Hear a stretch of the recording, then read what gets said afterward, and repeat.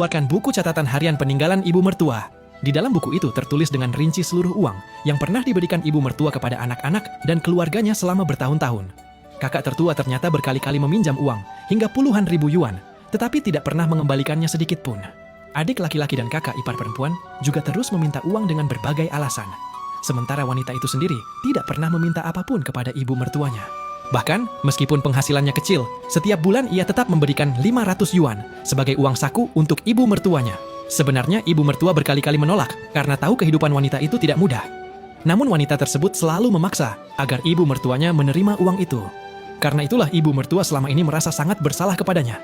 Ia sengaja menyembunyikan kekayaan bernilai puluhan juta yuan dari wanita itu karena takut anak-anak kandungnya akan berebut harta dan menghancurkan organisasi bantuan lansia yang sudah ia bangun seumur hidup.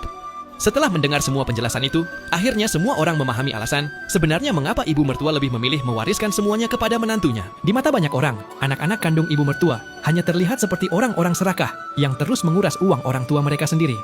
Namun meski fakta sudah begitu jelas, kakak tertua tetap tidak mau mengaku kalah. Ia bahkan menuduh buku catatan itu palsu dan dibuat oleh wanita tersebut. Tetapi wanita itu tetap tenang.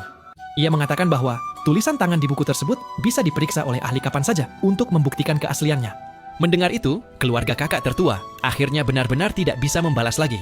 Pemimpin mediasi kemudian mengumumkan bahwa putaran pertama mediasi selesai. Keputusan sementara akan diberikan 3 hari kemudian setelah seluruh bukti diperiksa.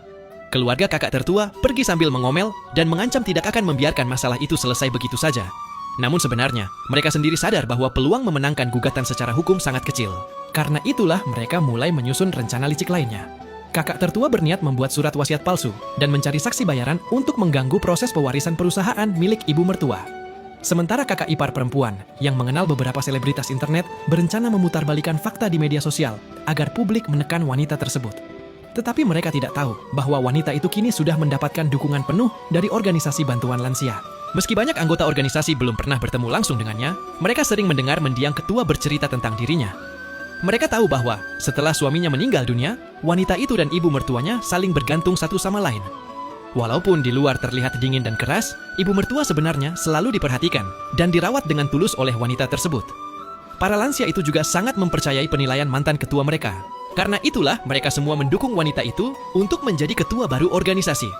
Dengan bantuan mereka, wanita tersebut akhirnya mengetahui lebih awal rencana kakak tertua yang ingin memalsukan surat wasiat dan membuat kekacauan. Ia pun mulai menyiapkan semuanya dengan matang. Dan kali ini, ia tidak berniat terus diam seperti dulu.